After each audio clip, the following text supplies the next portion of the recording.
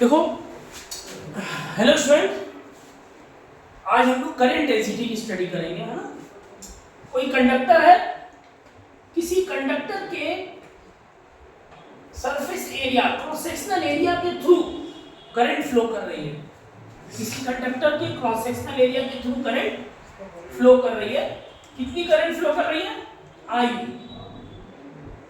I current flow कर रही है और इसके परपेंडिकुलर क्रॉस सेक्शनल एरिया की वैल्यू यहाँ पे ए है। तो एक्चुअल में करंट डेंसिटी होती क्या है? जैसे मान लो कि करंट इसमें से फ्लो कर रही है और इसका क्रॉस सेक्शनल एरिया ये है, तो unit perpendicular cross sectional area के थ्रू जो करंट फ्लो करती है उसी को क्या कहते हैं? Current density.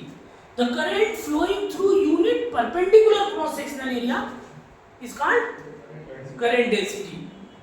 तो सबसे पहले डेफिनेशन डायग्राम ये देखिए, इसमें दो डायग्राम बन सकते हैं भाई। इसमें तो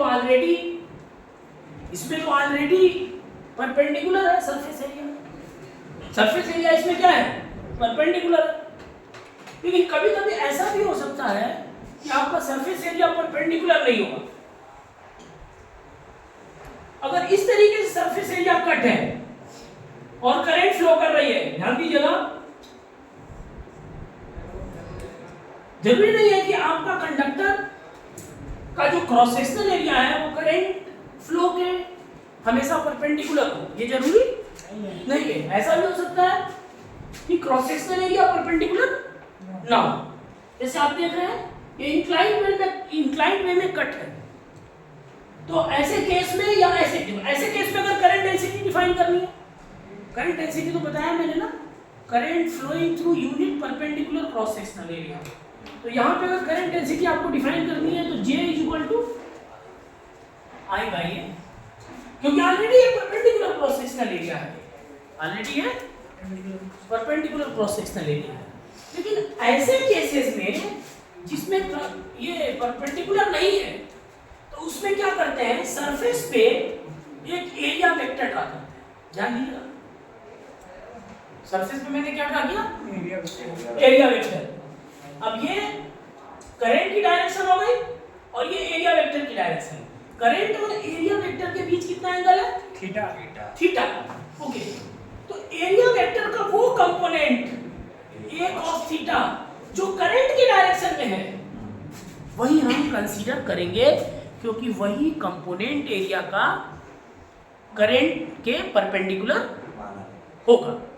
क्योंकि एक्चुअल में अगर ये कट, ये क्रॉस सेक्शन टिल्टेड में है, तो एक इधर कंपोनेंट मिलेगा sin थीटा, cos थीटा वाला, ये cos थीटा। तो इधर एक्चुअल में जो परपेंडिकुलर आपका a cos थीटा जो आ रहा है ना, ये सरफेस परपेंडिकुलर वाले सरफेस को रिप्रेजेंट कर रहा है।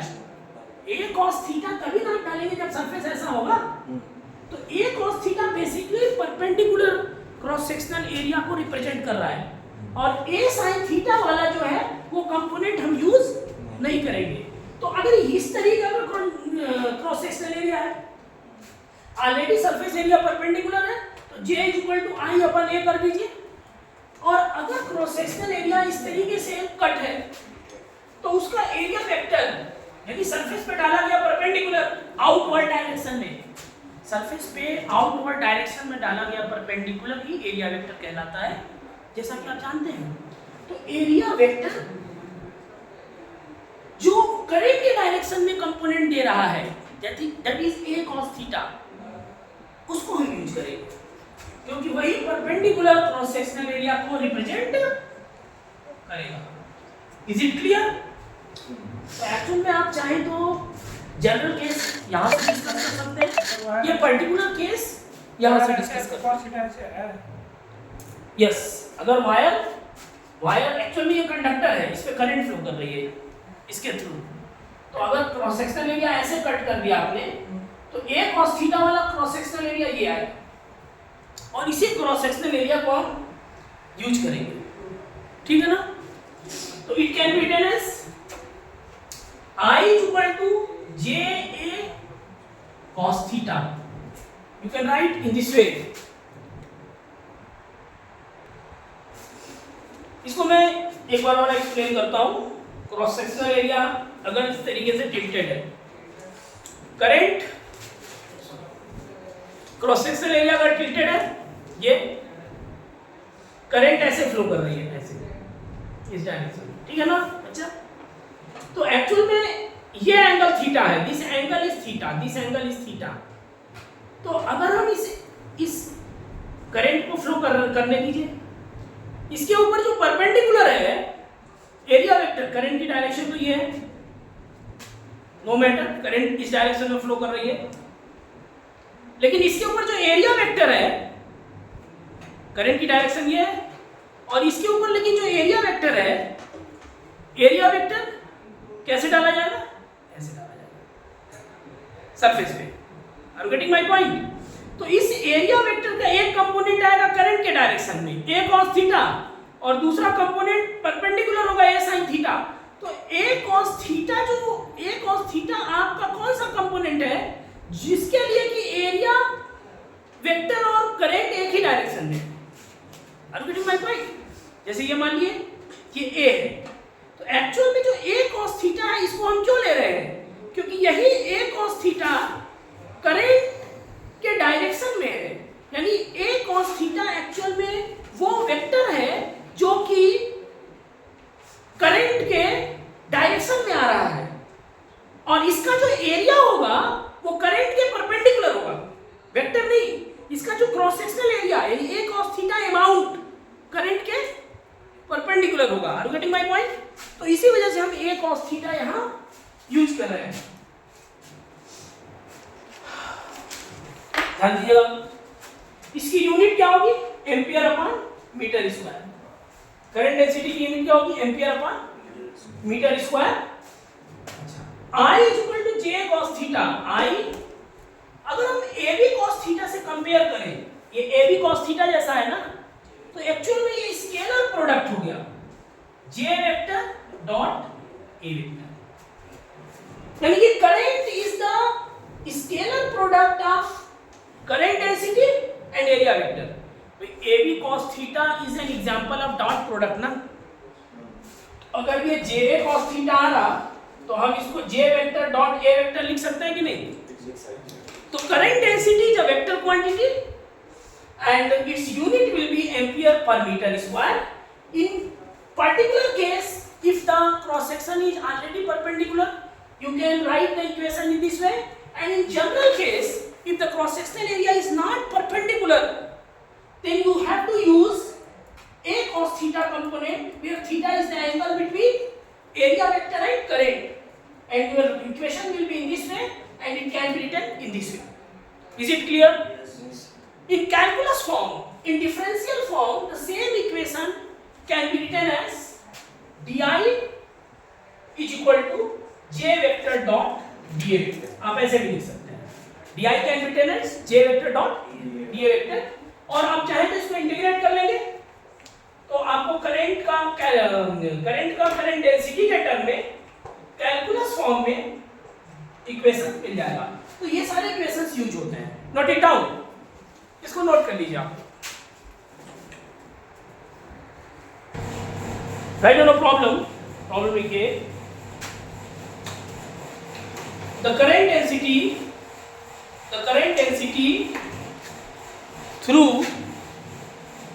density through a cylindrical conductor, the current density through a cylindrical conductor of radius 1 upon root pi centimeter, of radius 1 upon root pi centimeter is 0.1 ampere per meter square. 0.1 ampere per meter square. Find the total current. Find the total current. Okay? Find the total current. देखिए इसका calculation जो मैंने question अभी दिया बहुत आसान है। Current density into area, current की वैल्यू 0 डेंसिटी की value 0.1 ampere per metre square है। और सिलेंड्रिकल क्रॉस सेक्शनल एरिया का मतलब सिलेंड्रिकल कंडक्टर है तो इसका मतलब cross sectional area pi r square सीधे सीधे लिख सकते हैं। भाई सिलेंड्रिकल है, सीधे सीधे अगर आर रेडियस है इसका तो इसका क्रॉस सेक्शनल एरिया क्या होगा, पाई आर स्क्वायर। तो मैंने पाई आर रेडियस सेंटीमीटर में था, मीटर में लेकर के स्क्वायर किया, pi r square and I have got 1 × 10⁻⁵ ampere. Are you getting my point? तो करंट डेंसिटी को यूज करके हम टोटल करंट कंडक्टर में कैलकुलेट कर सकते हैं। मतलब किसी वायर के थ्रू जनरली करंट क्या होती है ना, थिक वायर होता है तो सरफेस के पास ही बहती है, क्योंकि charge reside outside the conductor. But thin wires के लिए ऐसा हो सकता है कि कुछ अंदर तक चार्ज, स्किन डेप्थ में कुछ चार्ज अंदर जा सकता है, ठीक है ना। तो एक्चुअल में थिन वायर के लिए ये ज्यादा सुटेबल इक्वेशन होता है। थिन वायर्स के लिए चार्ज करंट डेंसिटी का इक्वेशन ज्यादा सुटेबल होता है। Let us one more problem. इसी के बेसिस पे कैलकुलस फॉर्म में प्रॉब्लम मैं आपको देता हूँ। जैसे मैं मान के लिए चल रहा हूँ, ध्यान दीजिएगा कि कोई कंडक्टर जितना आप एक्सिस के करीब जाते हैं, सिलिंड्रिकल कंडक्टर के एक्सिस के जितना करीब जाते हैं, वहां करंट डेंसिटी उतनी कम होती चली जाती है। और जितना आप दूर जा रहे हैं, मैं मान के चल रहा हूँ r डिस्टेंस पे किसी पॉइंट P पे, किसी पॉइंट पे जहाँ जो जनरल पॉइंट है r दूरी पर, वहां पे करंट की डेंसिटी है J = J0 small r upon capital R। Capital R is the radius of this the cross sectional area of this cylindrical conductor. आप ये देख रहे हैं ना, मैं क्या इमेजिन कर रहा हूँ, एक सिलिंड्रिकल कंडक्टर है और उसके एक्सिस से स्मॉल r दूरी पर करंट डेंसिटी की वैल्यू मैं क्या दे रहा हूँ, J0 small r upon capital R। Are you getting my point? आप देख सकते हैं कि एक्सिस पे अगर आप पहुंचेंगे तो स्मॉल r की वैल्यू 0 हो जाएगी, तो करंट डेंसिटी 0 हो जाएगी। और जैसे जैसे आप सरफेस की तरफ बढ़ रहा है, करंट डेंसिटी का वैल्यू बढ़ रहा है। तो इस तरीके का इक्वेशन अगर है, करंट डेंसिटी ऐसे अगर वेरी कर रही है किसी सिलिंड्रिकल कंडक्टर में, तो उसमें अगर आप टोटल करंट कैलकुलेट करना चाहते हैं तो कैसे कैलकुलेट करेंगे? तो इस पे बेस्ड एक क्वेश्चन लिखें। The current density is not uniform. The current density through a cylindrical conductor is not uniform but varies as J = J0 small r upon capital R। J = J0 small r upon capital R, where small r is the perpendicular distance of a point from the axis of cylinder, from the axis of cylinder, and capital R is the radius of the cylinder। capital R क्या है? Cylinder का radius है। देखिए मैंने यहाँ पे range इसका डाल भी दिया, लिख दिया है कि स्मॉल r कहाँ से कहाँ तक वेरी करेगा, 0 इज लेस और equal to small r is less और इक्वल टू कैपिटल R, यहाँ से यहाँ तक वेरी करेगा। Are you getting my point? यानी स्मॉल r का वेरिएशन यहाँ से चलता है। Find the total current, find the total current, find the total current through the conductor। Here see how this problem can be solved। इस question को हम कैसे सॉल्व कर सकते हैं, ठीक है।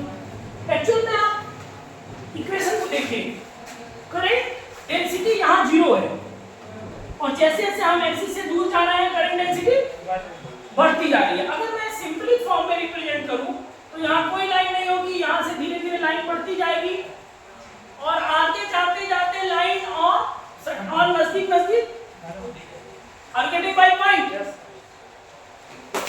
और यहाँ मैक्सिमम हो जाएगी। एक्चुअल में करंट डेंसिटी वेरी कर रही है। Is it clear? बात समझ में आ रही है आप लोगों को? पूरे करंट फ्लो कर रहा है इसमें। हम एक साथ क्रॉस सेक्शनल एरिया क्यों नहीं ले सकते हैं? क्योंकि current density is not uniform. अगर हम पूरा क्रॉस सेक्शनल एरिया एक साथ मल्टीप्लाई कर देते हैं तो क्वेश्चन नहीं हो सकता वैसे, क्योंकि ये करंट डेंसिटी वैरी कर रही है, नॉन यूनिफॉर्म करंट डेंसिटी है। तो सबसे पहले क्या करेंगे, इसमें डिफरेंशियल एलिमेंट लेंगे। First of all you will take the differential element from this cross sectional area. तो I am taking the differential element from here, and differential element will be in the form of ring with some thickness। जैसे मान लीजिए, क्योंकि जब आप ये thickness का ring लेंगे, when you will take the ring having some thickness, then definitely some of the current which is flowing through the area of the ring can be written as di। वो current जो ring के इस differential area से निकल रहा है, ring से मिलके तो बना है पूरा cylinder. The whole cylinder is made up by large number of circular rings, और हर रिंग में करंट का कोई ना कोई कंट्रीब्यूशन है। तो अगर मैं एक रिंग यहाँ पर ले लिया, यहाँ पे देख रहे हैं आप, तो इस रिंग से करंट निकल रही है कि नहीं निकल रही है? तो एक्चुअल में उस रिंग के सरफेस से जो करंट निकल रही है उसको निकालने के लिए आप उस DI को कैलकुलेट करने के लिए current density into surface area of the ring लेना पड़ेगा। उस रिंग का सरफेस एरिया लेना पड़ेगा। Are getting my point? Yes sir. जैसे फॉर एग्जांपल ये सिलेंडर जो है ढेर सारे रिंग से बना है। मान लीजिए एक रिंग मैंने एक डिफरेंशियल एलिमेंट ले लिया, तो रिंग का जो ये सरफेस एरिया है, यहां से इसमें से करंट निकल रही है, current is coming out, current is coming out. तो इस रिंग का सरफेस एरिया स्मॉल r दूरी पर अगर हम सीधे सीधे स्मॉल r दूरी पे करंट डेंसिटी लिखते हैं, क्योंकि इस रिंग का रेडियस मैंने स्मॉल r मान लिया, तो स्मॉल r डिस्टेंस पे अगर करंट डेंसिटी की वैल्यू देखें तो dr इतना छोटा है, r और इसका थिकनेस कितना है dr। इस रिंग का थिकनेस, ये थिकनेस कितना छोटा है dr कि हम इस पूरे रिंग के सरफेस पे करंट डेंसिटी को uniform J not small r upon capital R मान सकते हैं। यही बेनिफिट है कैलकुलस मेथड का, इस डिफरेंशियल रिंग को लेने का यही बेनिफिट है। This the benefit of taking this differential ring, because at the surface of this differential ring the current density is assumed to be constant। Current density को वहां पर कांस्टेंट माना जा सकता है। तो इसलिए मैंने DI डिफरेंशियल इक्वेशन लिखा J not small r upon capital R। DI को क्या लिख सकते हैं? 2 पाई r इसकी लंबाई होगी और dr इसकी चौड़ाई होगी। 2 pi r is the length of the ring and dr is the width of the ring. तो इस हिसाब से देखा जाए रिंग का जो सरफेस एरिया है जहां से करंट निकल रही है, बेसिकली इस सरफेस एरिया की वैल्यू हो गई, इस सरफेस एरिया की वैल्यू हो गई 2 pi r dr। 2 pi r dr। Getting my point? Yes sir. Okay, now we can integrate on both sides in order to find the total current.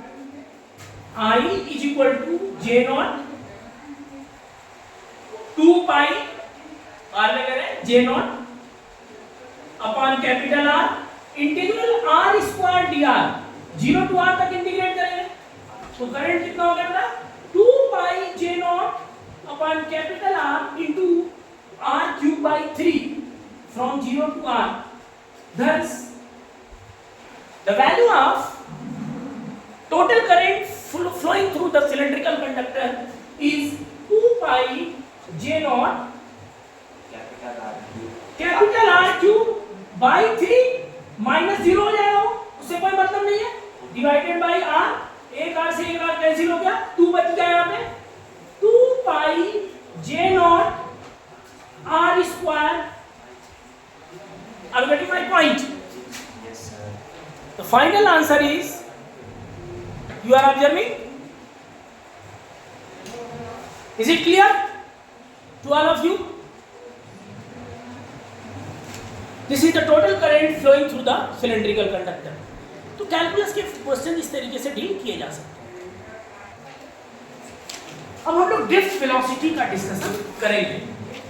तो बेटा drift velocity का basic concept कैसे buildup करना है, कैसे तुम समझो कि ड्रिफ्ट वेलोसिटी क्या होती है, आइए मैं आपको समझाता हूँ।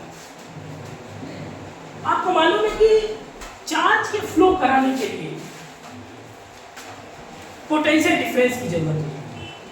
जब आप पोटेंशियल डिफरेंस क्रिएट करेंगे तभी चार्ज फ्लो करेगा, और इसी वजह से सेल और बैटरी वगैरह लगाया जाता है वायर के क्रॉस। तो वायर के क्रॉस जब भी आप सेल या बैटरी लगाते हैं तो उसका पर्पस क्या होता है, पोटेंशियल डिफरेंस क्रिएट करना। यानी एक एंड को वायर के हायर पोटेंशियल पे कर देना और दूसरे एंड को लोअर पोटेंशियल पे कर देना। This is our purpose. Why we connect a cell or battery across a conductor? In order to keep one end of the wire at lower potential and another end at higher potential.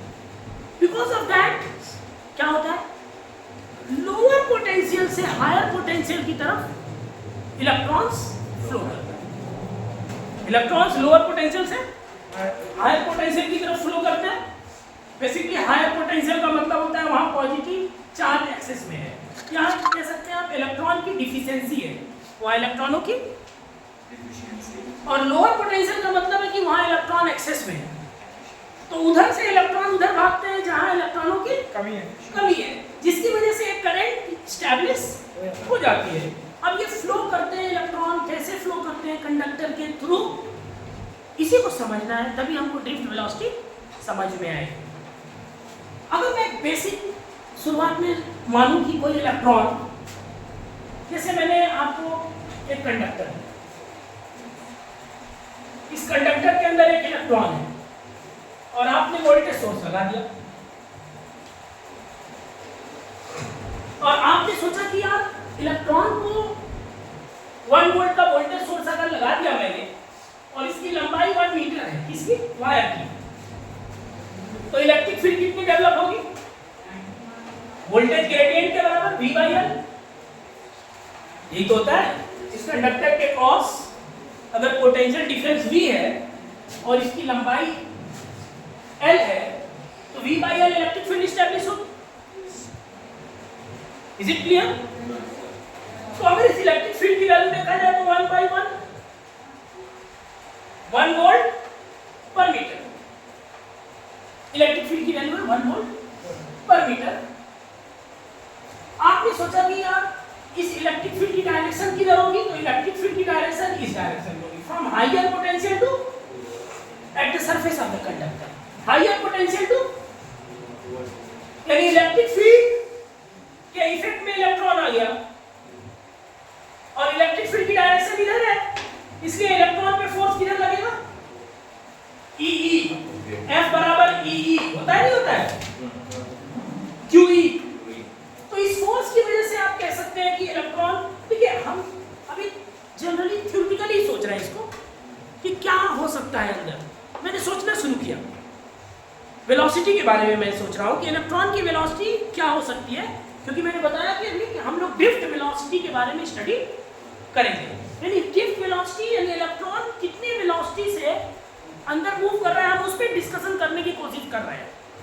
अभी हमें नहीं मालूम है कि किस manner में वो flow कर रहा है। हमने बेसिकली ये मान के हमें चल रहा हूँ कि इलेक्ट्रॉन के ऊपर फील्ड लगी, वोल्टेज लगा, फील्ड लगी, जिसकी वजह से फोर्स लगा और इलेक्ट्रॉन का मूवमेंट हो रहा है, ये मान के मैं चल रहा हूँ। तो मैं उस हिसाब से कैलकुलेशन कर रहा हूँ। तो फोर्स कितना लग गया, E × E, तो एक्सीलरेशन कितना होगा इलेक्ट्रॉन का, F/m, E/m 1.6 10⁻⁻90, इलेक्ट्रिक फील्ड 1 है और मास है 9.1 10⁻31। तो अब इसको 160/91 करते हुए इसको 10⁻11 बोल सकते हैं। तो ये 20 हो जाएगा, -20, ये ऊपर 31 आएगा, तो -20 से 31 से 20 गया, 11 बचा। ये अप्रोक्सीमेटली कितना आएगा, 160/91, 1 पॉइंट समथिंग कितना आएगा, एग्जैक्ट वैल्यू इसकी कितनी आएगी 160/91।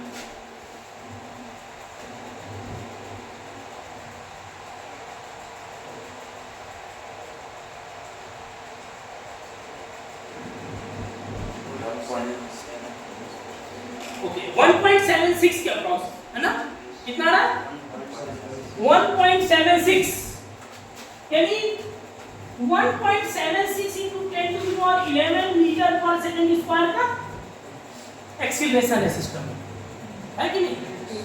अगर आप इलेक्ट्रॉन को 2 मिली सेकेंड का टाइम देते हैं, सपोज कर लीजिए कि 2 मिली सेकेंड, मैंने कुछ किया नहीं है, मैंने अभी एक सिंपल कैलकुलेशन किया है, क्योंकि मैंने बताया आपको कि पोटेंशियल डिफरेंस लगाते ही इलेक्ट्रिक फील्ड एस्टैब्लिश हो जाएगी, और इलेक्ट्रिक फील्ड एस्टैब्लिश होगी तो इलेक्ट्रॉन पे फोर्स लगेगा in the opposite direction of electric field, और इलेक्ट्रॉन के अंदर एक्सीलरेशन कितने का आ जाएगा 1.76 into 10 to the power 11।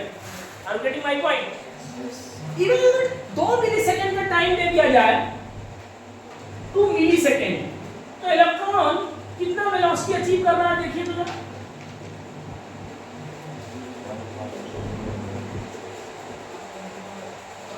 into 10 to the power -3, 2 millisecond है ना, ये कितना वेलोसिटी अचीव कर रहा है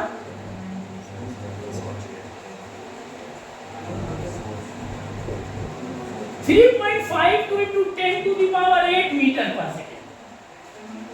How is it possible? More than the speed of light। ये लाइट की स्पीड से भी ज्यादा स्पीड अचीव कर ले रहा है। Are you getting my point? Actual में ये सिंपल कैलकुलेशन में गलती कहाँ हुई भाई, एवरीथिंग मैंने मैथमेटिकली सही करने की कोशिश की है। वोल्टेज लगाया मैंने 1 वोल्ट का, इलेक्ट्रिक फील्ड एस्टैब्लिश कितनी हो रही है 1 वोल्ट पर मीटर की, फोर्स कितना लगा E, एक्सीलरेशन मैंने कैलकुलेट किया, और finally velocity even after 2 millisecond the electron should move with the speed higher than the speed of light. Is it possible? तो गलती कहाँ हुई? एक्चुअल में हम इलेक्ट्रॉन को चलने में, इलेक्ट्रॉन कैसे चलता है कंडक्टर में, इसको समझ नहीं पाए। इलेक्ट्रॉन को जिस तरीके से हम यहाँ पे चला रहे हैं, इलेक्ट्रॉन वैसे नहीं चलता है। एक्चुअल में इलेक्ट्रॉन जो होता है, it is in the sea of large number of other electrons and ions. Electron अकेले थोड़े, या इलेक्ट्रॉन इतना स्मूथली थोड़े भागेगा। इलेक्ट्रॉन तो basically it is in the sea of electron and ions. Conductor के अंदर large number of other free electron और आयंस अवेलेबल है, उनके समुद्र में है ये इलेक्ट्रॉन। तो क्या इसके ऊपर कोई और इंटरैक्टिव फोर्स नहीं लगेगा? एक्चुअल में this limits the, highly limits the speed of the electron. It highly limits the velocity of the electron, and this velocity cannot be calculated in this way। ठीक है, उसको कैलकुलेट करने के लिए हमको करना क्या पड़ेगा, ध्यान से समझिए। एक्चुअल केस क्या है? This is not the actual case. Actual case क्या है? Try to understand. इसके अंदर इलेक्ट्रॉन, एक इलेक्ट्रॉन नहीं बेटा, ध्यान दीजिएगा, इलेक्ट्रॉनों का पूरा समुद्र है। आयंस और इलेक्ट्रॉनों का पूरा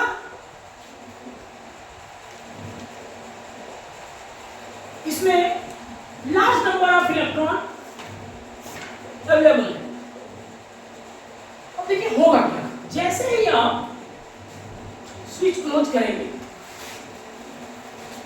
किसी एक इलेक्ट्रॉन को लेके देखिए, अब ये इलेक्ट्रॉन यहां से चलना शुरू किया, चलते ही यहां टकरा गया, और टकराने के बाद इधर आ गया। टकराने के बाद रैंडम डायरेक्शन में मूवमेंट होगा, इधर से ये इधर आ गया, फिर इधर से यहां आके टकराया, तब तक इसको इस चार्ट में खींच लिया। Are you getting my point? तो large number of collision takes place during the movement of the electron with other electrons and ions. Large number of collision take place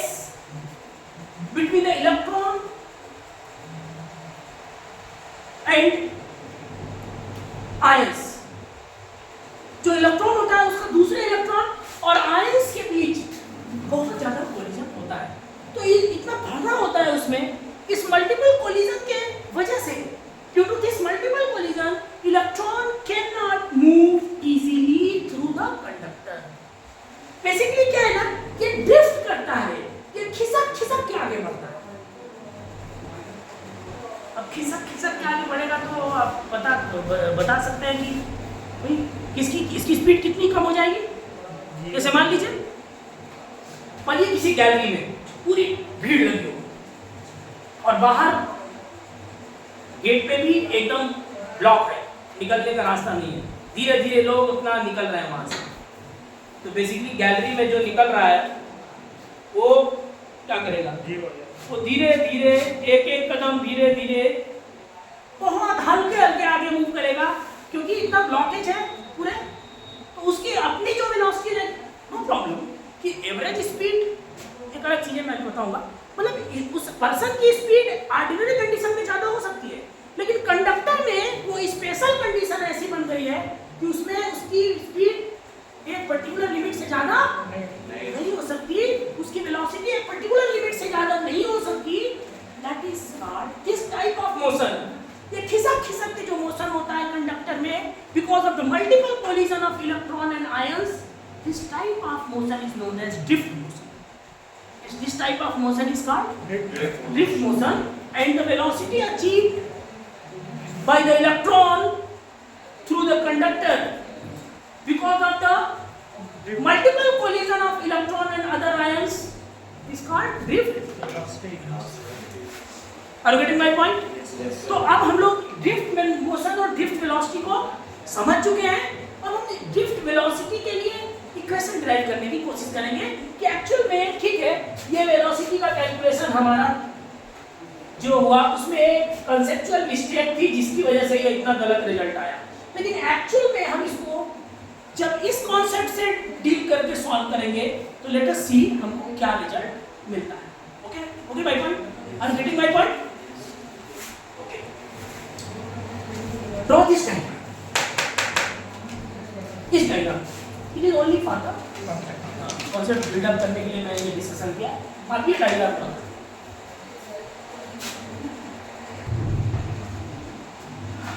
देखिए किसी एक इलेक्ट्रॉन को हम लेते हैं, मान लीजिए कि ये इलेक्ट्रॉन यहाँ पर जब कोलाइड कर रहा है, जब ये टकरा रहा है यहाँ पर, टकराने के बाद इसकी इनिशियल वेलोसिटी 0 है, फिर उसके बाद ये मूव कर रहा है आगे की तरफ, और टकराने से जस्ट पहले इसकी वेलोसिटी v मैं मान रहा हूं, just before collision with the next electron. इस मोशन को मैं दिखा रहा हूं, इस मोशन को मैं दिखाना चाहता हूं from this point let us suppose p to this point q। ये मोशन मैं दिखा रहा हूं, ये मोशन इनिशियल वेलोसिटी 0 है इसकी और फाइनल वेलोसिटी v है। ये क्लियर हो रहा है डायग्राम में? दिखाई दे रहा है बच्चा? Yes sir. ओके, तो अगर मैं ये मान के चलूं कि इसमें t टाइम लग रहा है, यहां से चल करके यहां तक पहुंचने में कितना टाइम लग रहा है? t टाइम लग रहा है। I can write v equal to u plus at। कितना वेलोसिटी को अचीव करना है? v equal to u plus at। Initial velocity में 0 मान के चल रहा हूं, और एक्सीलरेशन कितना हो जाएगा? f by m। इस ड्यूरेशन में इस पे फोर्स कितना लग रहा है? Charge into electric field E by L। Are you getting my point? Yes, तो इक्वेशन 1 में अगर हम 2 और 3 से वैल्यू रख दें, देखिए by first,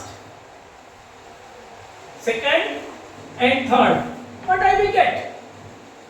V is equal to E by M into D। ये ड्रिफ्ट वेलोसिटी नहीं है, जस्ट एक इलेक्ट्रॉन रेस्ट से स्टार्ट होकर के under the effect of electric field दूसरे इलेक्ट्रॉन से या आयन से टकराने से जस्ट पहले की है वेलोसिटी है। Are you getting my point? या जस्ट अगले कोलिजन से पहले की है वेलोसिटी, आप इसको मान सकते हैं।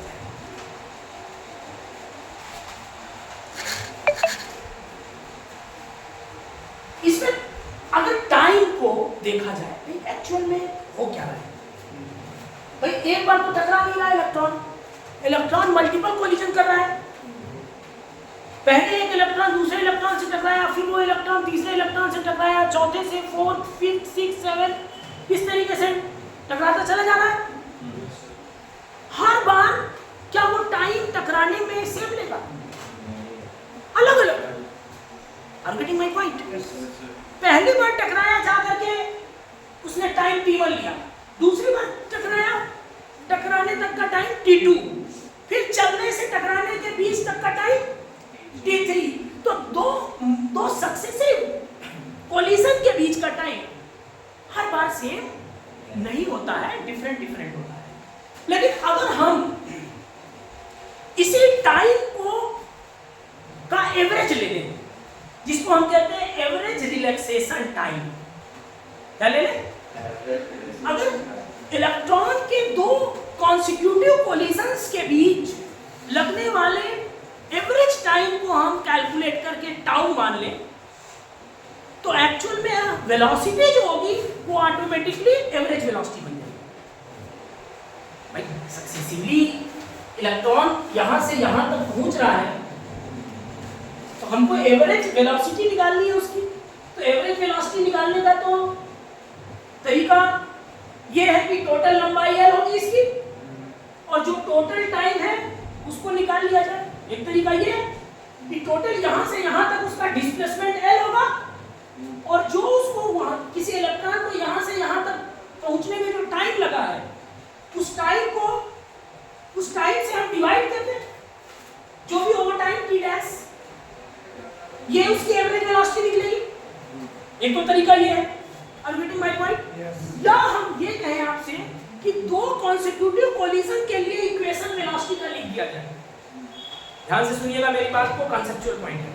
दो कॉन्सिक्यूटिव कोलिजन के बीच वेलोसिटी का इक्वेशन लिख दिया जाए टकराने से जस्ट पहले, और इसमें जो टाइम है, टाइम को एवरेज रख दिया जाए, तो ऑटोमेटिकली वेलोसिटी क्या हो जाएगी? Average. Are getting my point? अगर मैं टाइम को एवरेज रिलैक्सेशन टाइम की तरह ट्रीट कर दूं यहाँ पे, तो ऑटोमेटिकली ये वेलोसिटी क्या हो जाएगी? तो इसी में हम ये मॉडिफिकेशन करते हैं, क्योंकि इस मेथड से सक्सेसिवली कैलकुलेट करके निकालना इट इज क्वाइट डिफिकल्ट। ये ज्यादा डिफिकल्ट है, क्योंकि हर बार में आपको टाइम कितना लग रहा है वो कैलकुलेट करके उन सबको कैलकुलेट करना पड़ेगा, ठीक है ना। और यहाँ पर जो है सीधे सीधे अगर एवरेज रिलैक्सेशन टाइम आप निकाल लेते हैं, दो कॉन्सिक्यूटिव कोलिजन्स के बीच लगने वाला एवरेज रिलैक्सेशन टाइम आप निकाल लेते हैं, तो आपको ऑटोमेटिकली ड्रिफ्ट वेलोसिटी की वैल्यू मिल जाएगी। तो अगर मैं t को, if t is replaced by average relaxation time, bracket में इसको क्या कहते हैं? एवरेज रिलैक्सेशन टाइम को टाइम बिटवीन टू, ये एवरेज टाइम है, average time between two consecutive collision.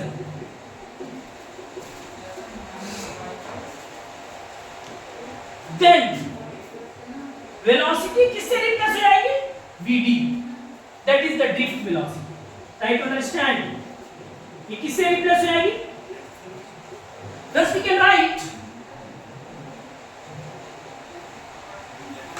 if t is equal to tau, then v is equal to vd, drift velocity. Tau is the average relaxation time. So this equation can be changed as vd is equal to e tau by m. This is the equation for the drift velocity. e tau by m. तो हमने किस concept से drift velocity calculate किया? मैंने just एक collision का discussion किया, और एक कोलिजन के डिस्कशन के बाद